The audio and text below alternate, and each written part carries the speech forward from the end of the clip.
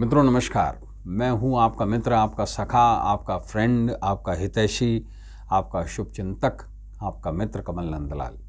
और मैं आप सभी दर्शकों का हार्दिक अभिनंदन करता हूं एस्ट्रो तक की खास प्रस्तुति कमल नंदलाल के महा उपाय जो आपके जीवन को सरल, सुगम और सफल बनाए, सिर्फ एस्ट्रो तक पर। दोस्तों, एस्ट्रो तक के इस प्रोग्राम कमल नंदलाल के महा उपाय का जो मूल उद्देश्य है वो है आपके जीवन में सकारात्मकता लेके आना, आपके जीवन को सरल, सुगम और सफल बना देना, आपके जीवन से नकारात्मकता को दूर कर देना, अंधियारे से उजियारे में ले आना। जो तिमिर है, अंधकार रूपी अज्ञान है, अंधकार रूपी समस्याएं हैं, इसको समाप्त करता है ज्ञान का, प्रकाश का, ज्योतिष का उजियारा। क्योंकि ज्योतिष वेदों के नेत्रों को कहा गया है, ज्योतिष वेदान चक्षु। ज्योतिष आपको लॉजिक के माध्यम से जीवन में भूत, भविष्य और वर्तमान की जानकारी तो देता ही देता है, लेकिन साथ साथ आपको देता है समस्याओं से जूझने का रास्ता। भविष्यवाणी ही सिर्फ एक माध्यम नहीं है कि ज्योतिष आपको ये बताए कि ये समस्या है, लेकिन ज्योतिष का क्या मतलब और क्या मकसद जब समस्याएं हैं, विद्यमान है और व्यक्ति अपने हाथ खड़े कर दे? नहीं। ज्योतिष का सीधा, सरल और सटीक मतलब है जटिल से जटिल समस्याओं का सरल से सरल समाधान देना। अब देखिए, ज्योतिष में, वैदिक ज्योतिष में स्पेशली सटीकता से गणनन होते हैं। गणनाएं, मैथमेटिक्स जो हैं वो सबसे सटीक रूप से की जाती हैं। और नाड़ी भी वैदिक का ही एक पार्ट है, कोई अलग नहीं है। केसीडी, कालचक्र दशा भी वैदिक का ही पार्ट है। बहुत तरीके की महादशा हैं, हम तो सिर्फ विंशोत्तरी के बारे में ज़्यादातर लोग जानते हो, महादशा, अंतरदशा, प्रत्यंतर। इसके अलावा 36 अलग अलग महादशाएं हैं जो अलग अलग कामों के लिए प्रयोग की जाती हैं। अब जैसे हम विवाह की बात ही कर रहे हैं आज, तो एक महादशा है जिसको हम नवमांशोत्तरी कहते हैं, जो नवमांश से संबंधित होती है। अब विवाह के लिए ही सिर्फ एक चार्ट नवमांश नहीं देखा जाता, विवाह के लिए दाराकारक देखा जाता है, आत्मकारक देखा जाता है, और वर्ग कुंडली 7 भी देखी जाती है। इसके साथ साथ गुण मिलान भी किए जाते हैं, भाव मिलान भी किए जाते हैं। ये तब किए जाते हैं जब शादी में कुछ दिक्कतें आ रही हो, और अगर शादी ही ना हो रही हो तो क्या करें? देखिए, एक पुरुष या महिला जब युवावस्था में आता है तो हर जीव प्रजनन के माध्यम से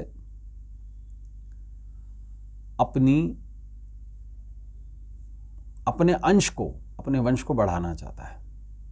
और हिंदू समाज में, सनातन धर्म में, विवाह की सबसे शुभ और पवित्र व्यवस्था है, जहां पुरुष के रूप में राम को देखा जाता है और महिला के रूप में सीता को देखा जाता है। और आजीवन हम ये कर्म वचन से एक दूसरे से बंधे हुए रहते हैं। बाकी समाजों में कुछ अलग है, लेकिन हम बात कर रहे हैं एक ऐसे आइडियलिस्टिक समाज की जहां पर एक पुरुष और एक महिला एक दूसरे के पूरक हैं, शिव और शक्ति के रूप में, लक्ष्मी और नारायण के रूप में। लेकिन जीवन में यदा कदा समस्याएं आ जाती हैं, और आजकल बहुत ज़्यादा हैं। 40-40 साल तक शादियां ही नहीं हो रही हैं। कोई सेटल नहीं हो पा रहा है बच्चा, कोई लड़की को अच्छा वर नहीं मिल रहा है, रिश्ते जो प्री मैरिटल रिश्ते हैं वो कामयाब नहीं होते, क्योंकि आजकल एक चलन आ चुका है कि विवाह उससे ही किया जाए जिससे प्रेम हो। और मैं जिस आयु वर्ग को संबोधित करता हूँ वहाँ विवाह के बाद प्रेम होता था। आजकल विवाह से पूर्व 7, 8, 10 प्रेम हो जाते हैं और उसके बाद विवाह होता है या नहीं होता ये तो ईश्वर जानता है। खैर, आज का जो हमारा प्रश्न है और आज का जो हमारा टॉपिक है वो है पीले आलूओं का महा उपाय शादी में आ रही रुकावटों को दूर भगाए। हम यही आशा करते हैं कि जीवन में एक व्यक्ति को एक ही साथी मिले और उसी से उसका प्रेम और जीवन भर उनका गठजोड़ा बना रहे, गठबंधन। ऐसे में बड़ा प्रश्न ये कि सेटल होने के बाद में भी अगर शादी ना हो रही है, विवाह नहीं हो रहा है, तो क्या किया जाए और उसका क्या कारण है? ज्योतिषीय कारण देखिए, जब कभी भी कुंडली में, पुरुष की कुंडली में मंगल और महिला की कुंडली में शुक्र अगर खराब है या दोनों की कुंडली में बृहस्पति खराब है तो विवाह में बाधा आती है। ऐसा नहीं कि विवाह नहीं होता है, विवाह नहीं होने के कई कारण अलग हैं। जैसे कि 7वें का स्वामी अगर 6ठे में आ जाए और उसकी पुनरावृत्ति अगर नवमांश में हो जाए तो ऐसी संभावना बनती है कि विवाह नहीं होगा। या समुदाय अष्टक वर्ग के अंदर या भिन्न अष्टक वर्ग के अंदर सप्तमेश अगर बहुत कम बिंदु ले और सप्तम भाव में बेहद कम बिंदु हों, अष्टम से बहुत कम बिंदु हों, पंचम से बहुत कम बिंदु हों, तो फिर विवाह के योग बड़े मुश्किल बनते हैं।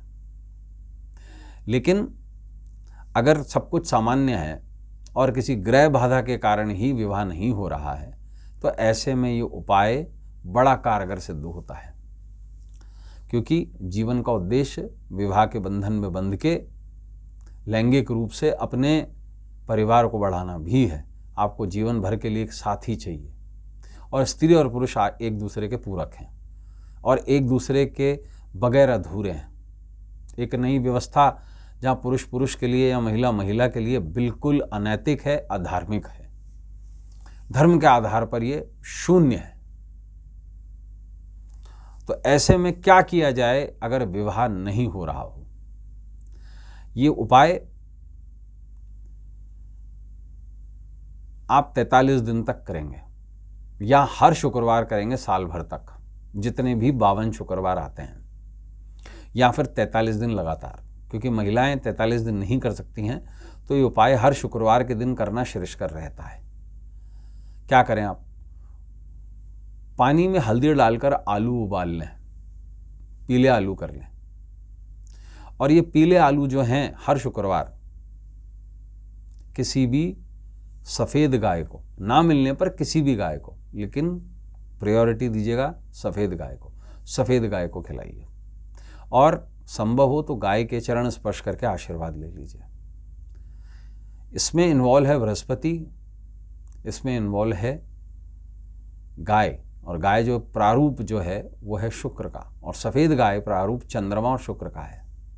और ऐसे में अगर चंद्र प्रबल होगा तो मंगल नीचे बैठता है, और गौ की सेवा और उनके आशीर्वाद से तो विवाह निश्चित होता है। लगातार इसे साल भर कीजिए, हर शुक्रवार।